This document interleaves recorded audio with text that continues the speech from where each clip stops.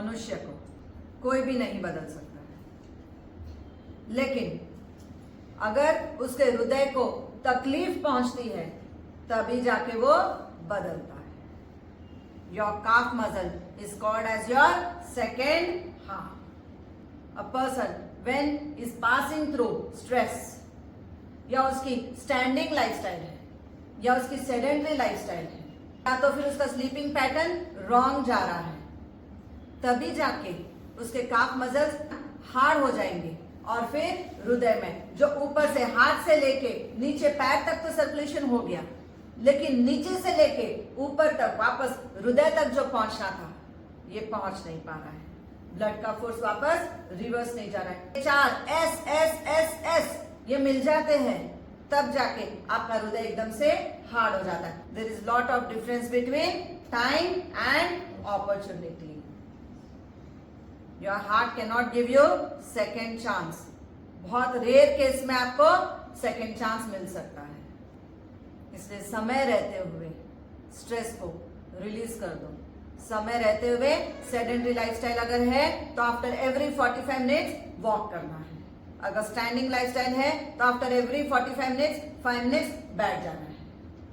और अगर sleeping pattern wrong है तो चेंज करेंगे। रात को 11:30, 12, 1 अगर ये लाइफस्टाइल हमारी सोने की स्लीपिंग पैटर्न है तो सुधार के 10:30 मैक्स से मैक्स 11 से पहले सोने की पूरी कोशिश करो। अगर ये 4 एस हमारे सुधर गए तो ये हमेशा सुधरा हुआ मिलेगा, लेकिन अगर ये 4 एस हमारे बिगड़े हुए हैं तो फिर ये जल्दी बिगड़ जाएगा। काफ मसल अगर घट है आपकी पिंडली, मतलब कि गैस, ब्लोटिंग, एसिडिटी, इनडाइजेशन ये जरूर रहेगा आपके बॉडी में। बहुत ज्यादा ढीले ढीले ढीले है, हिल जा रहे पूरी तरह से, तो मतलब कि आपको आईबीएस सिंड्रोम की प्रॉब्लम है। इसका नरम होना बहुत जरूरी है। अगर ये पिंडली अगर बहुत ज्यादा हार्ड है तो फिर आपके वेन्स बहुत ही कमजोर रहेंगे, आपकी नर्वस सिस्टम एकदम वीक है, और साथ में आपके ब्लड वेजल्स में जो ब्लड की सप्लाई होनी है वो अच्छे से सप्लाई नहीं हो पा रही, हार्ट ब्लॉक हो रहा है। It is very clean and clear कि आपके काफ से जो रिवर्स वापस जाना था वो नहीं जा रहा है। हमारा सबसे बड़ा मुख्य कारण है चेंज की जुबान से जो भोजन अंदर जा रहा है।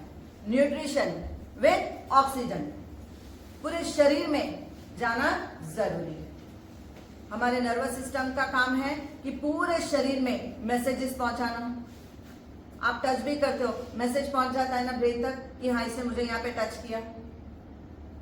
तिल का तेल लेना है, पिंडलियों में ऊपर की तरफ में मसाज देनी है। जितनी आप ऊपर की तरफ में मसाज देंगे उतनी आपकी पिंडलियां सॉफ्ट हो जाएगी, गैस रिलीज हो जाएगी, साथ में कॉन्स्टिपेशन क्लियर हो जाएगा, किसी को लूज मोशन है ठीक हो जाएगा, एसिडिटी है ठीक हो जाएगा, जिसका गट बहुत कमजोर होता है वो भी ठीक होता है। और साथ में नाभि कौन है? 72,000 नाड़ियों की रिमोट कंट्रोल है।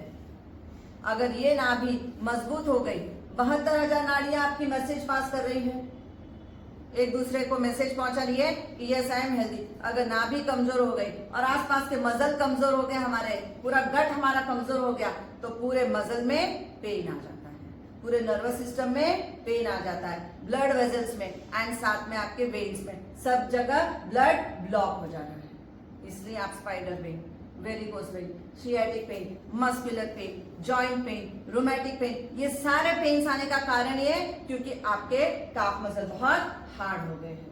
काफ मसल की मसाज अपवर्ड डायरेक्शन में करते हैं तो इससे एक तो ब्लड का सर्कुलेशन क्या हो रहा है, आपके दिमाग तक पहुंच रहा है। दिमाग तक पहुंचते ही दिमाग आपका एकदम शांत हो गया, पूरे ब्रेन में सर्कुलेटरी सिस्टम चालू हो गया। इतना ही नहीं, आपका मन भी, जब आप पिंडलियों को दबाते हैं तो मन जो आपका अशांत होता है, मन भी आपका शांत हो जाता है। Irritation, frustration, tiredness, weakness, sluggishness, ये सब खत्म हो जाता है जब आप काफ मसल की मसाज रिवर्स अपवर्ड डायरेक्शन में ले लेते हो। मन भी शांत, दिमाग भी शांत और सारे बॉडी के पेन्स भी क्लीन एंड